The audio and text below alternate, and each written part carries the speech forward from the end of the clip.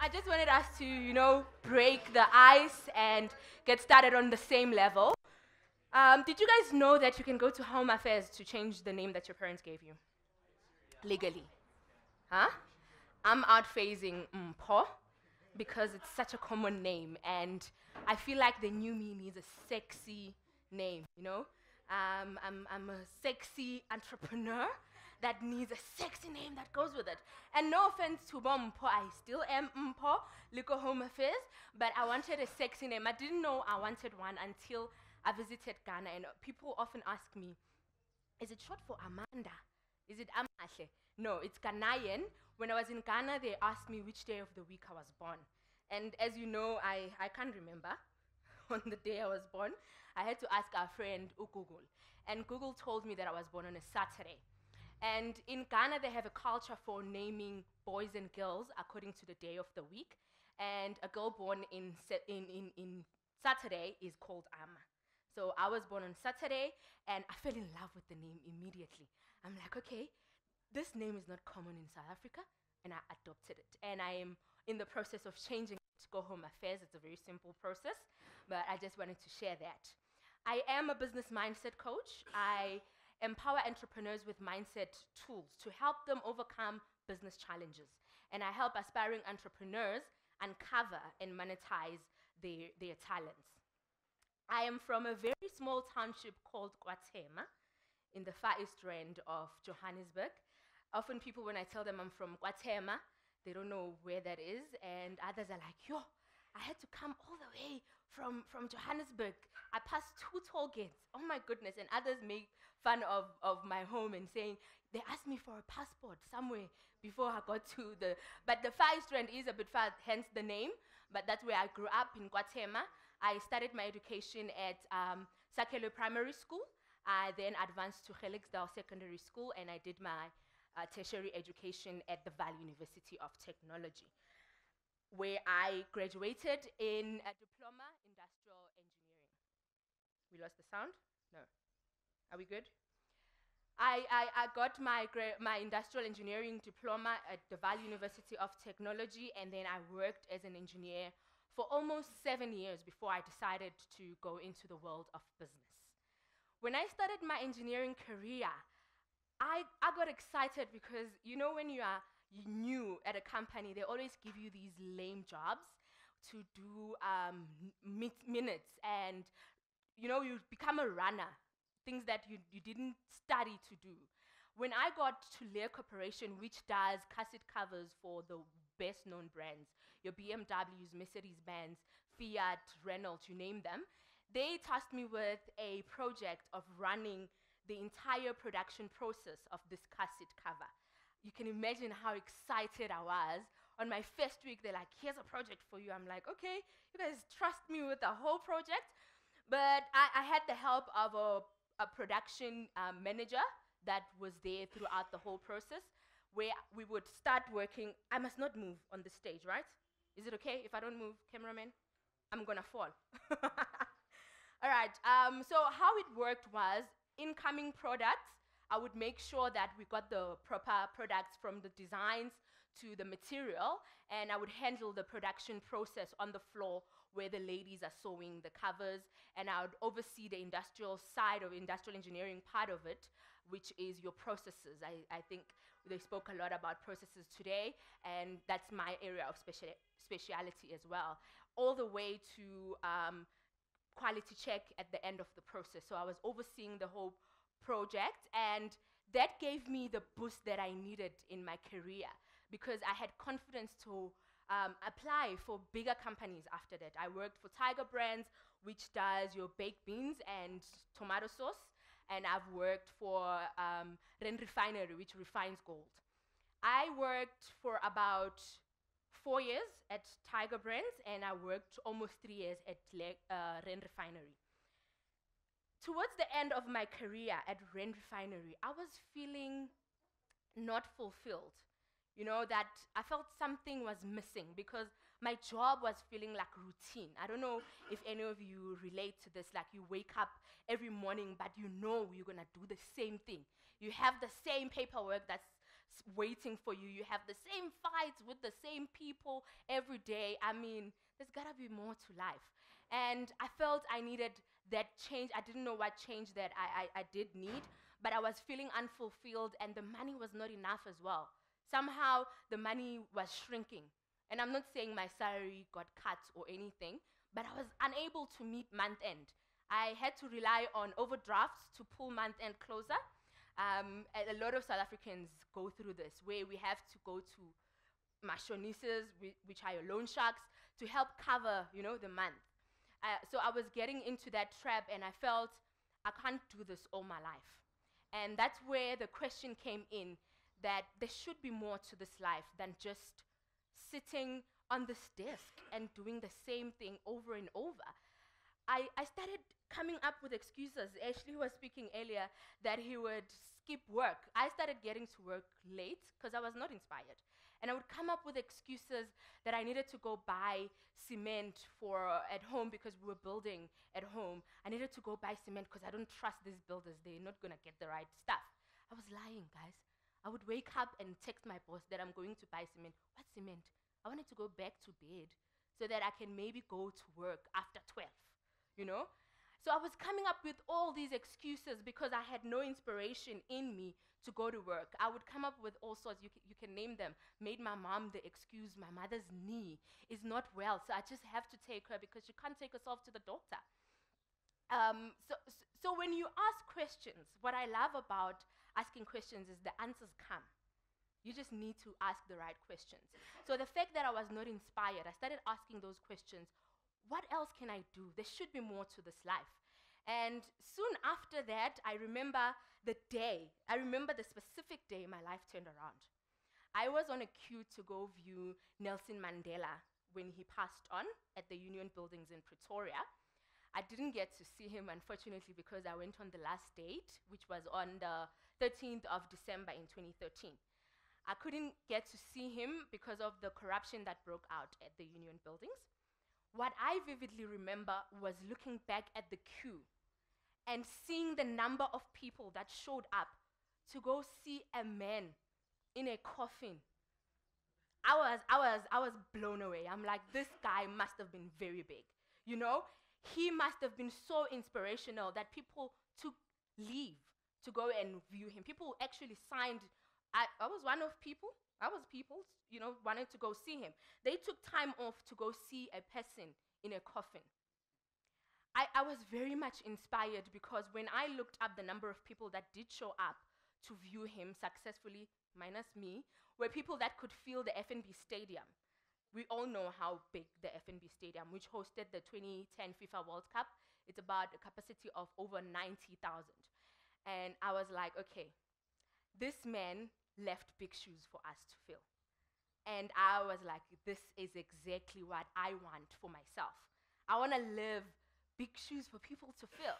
I did not know at the time what I wanted to do to achieve that or how I was going to, achieve that. But I knew something had to change. Even if I got to, fulfill that toe, that small toe on the side of the shoe, I would have felt that I did something. Even if they got to name the smallest street in my township as Coach Ama Street, I would have felt, you know what? I did something, right? But I was inspired. What came from there was, I need to do something to that magnitude. And I knew there's no way I'm going to do that while doing a 9-to-5. Because the 9-to-5, first of all, I'm not feeling challenged. I am not feeling inspired. How am I going to inspire others if I'm not inspired myself? I knew I had to start a business. I did not know which one I was going to start. But when you plant a seed, it's not the same day you eat the fruit. A seed was planted that day because a few days later, I started getting ideas. And when you stimulate the mind, ideas will come. And I remembered that a few years back, I had been invited to a network marketing business. I remember when I arrived there, I was like, wow, there's such concepts in the world. And there's more businesses like that. And I didn't know this. I was so inspired. I hit the ground running. I invited like a mad person. But the challenge that I faced there was my upline, the person that you work with that introduced you is called an upline. My upline also needed to transport the people that she invited. So, and we had one car. I soon viewed it. I convinced myself that this was a problem, and I viewed it as a problem that can't be solved. So I soon got demotivated and went back to engineering, and life went on. That same December, the same passion got reignited. I remember that, you know what? I know where my business is going to be, because I remembered that system that I got introduced to years ago. I started looking up the teammates that are around my township, and I made contact with them. I started the network marketing business. This time around, I had a car, so I can pick up my own team and we ran things. The following month, which was January, a friend called me and asked me to accompany her to meet a certain life coach's assistant. I was like, life coach, what is that? And she said, people have been telling her she should try out life coaching because she's good at it. So I went, I'm accompanying her. My mind is not even there. When we got there, she invited me in. And she was like, come in as well, because I think if you like it, this could be good for you. When we got in and the assistant was unpacking what the life coaching was about, I got so hooked. I remember I had goosebumps on my sleeves that, oh my word, you can actually study how the mind works and, use that tool to help yourself with problems that you face in life. And you don't even need the life coach after you've actually mastered the tools. I was like, I'm in. This was not even my meeting, hey? This was not even my meeting. I was accompanying a friend, but I looked like I was more interested in this life coaching thing than she was. We signed up for a personal breakthrough experience, which was later in the month. It's a 2-day workshop. And when we went through the workshop, that's where I worked on my limiting beliefs that I had around business, because I had fear. I know a lot of us undergo fear. When we think of starting something, we become scared. And when I went through that personal breakthrough experience, it helped me get rid of that fear and all the negative emotions that were stopping me from taking the next step. Remember, I didn't know how I was going to do the business, so that was part of the process. And on the same training, at the end of it, they asked us to sign up for the full course, which is about 8 days. The reason why it's so short is because they use the language of the mind to teach the mind. So it's quite quicker than your normal academia. I signed up. I didn't know how I was going to pay for it because it was quite expensive.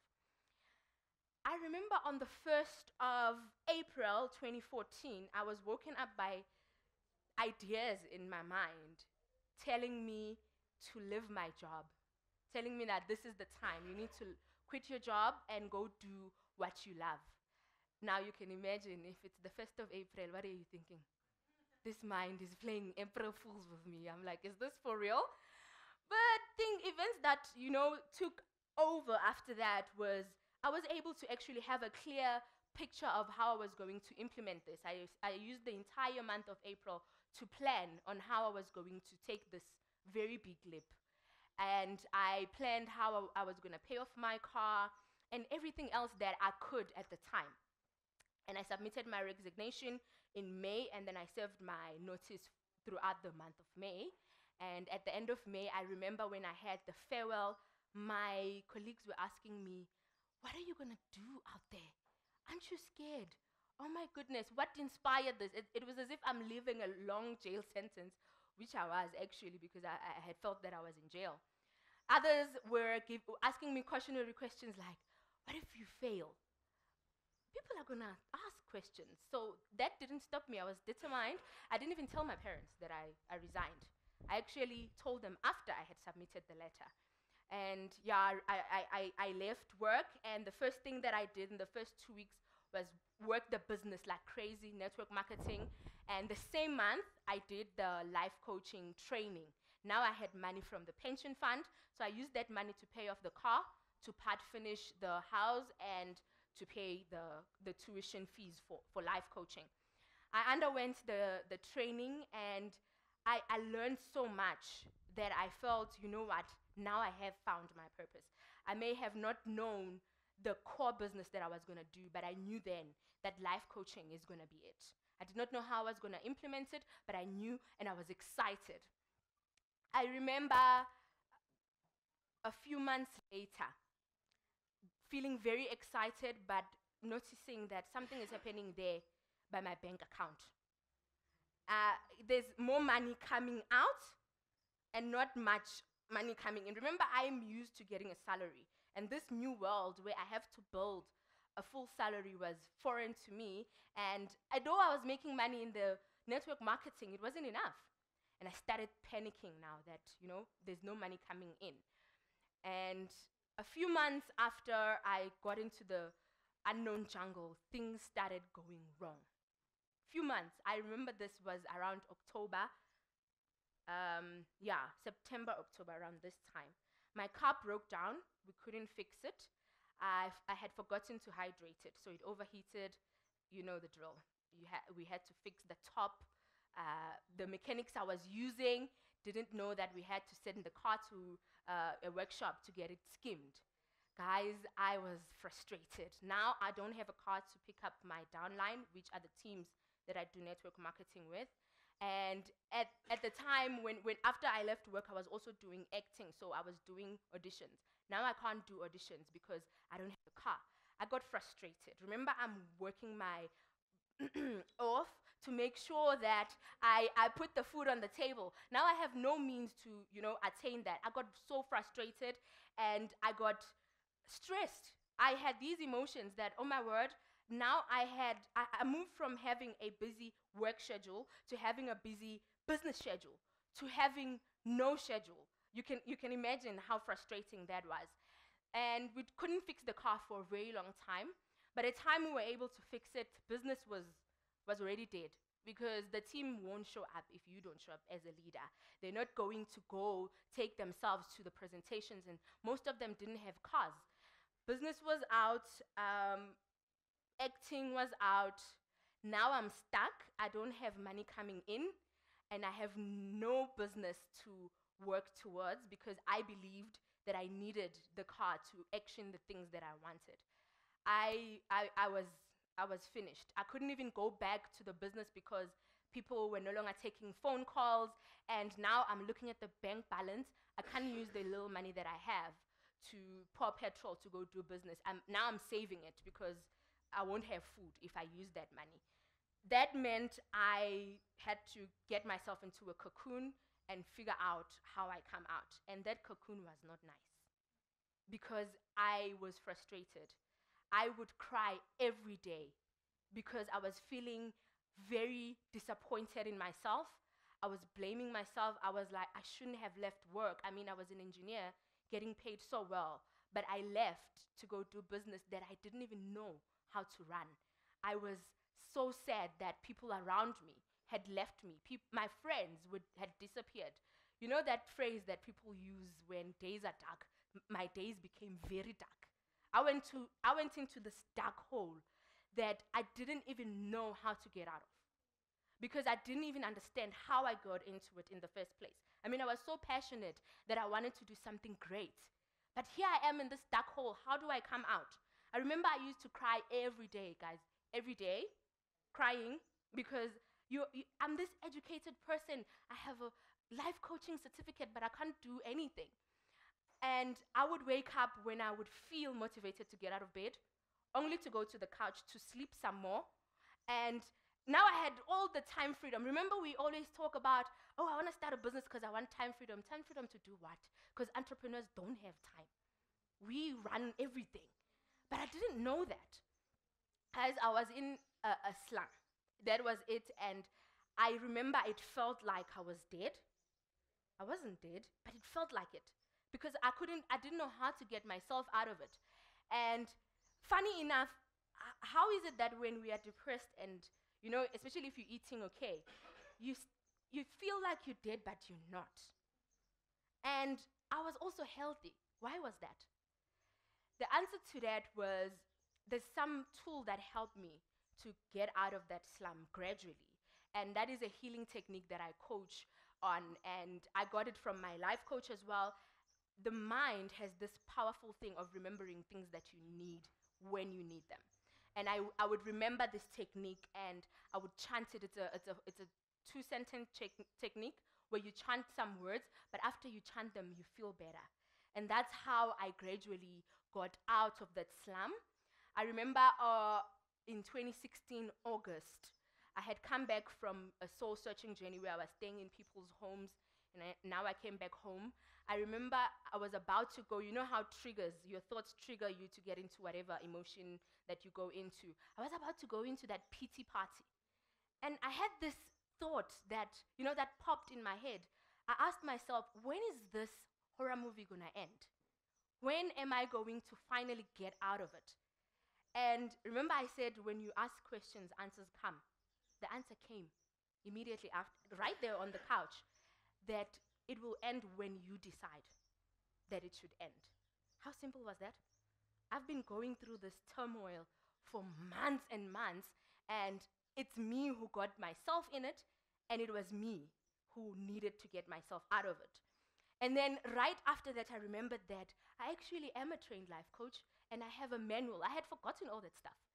I went digging up my manual, and I started paging through it. What came up for me was, so it's a lot of information that I was going through.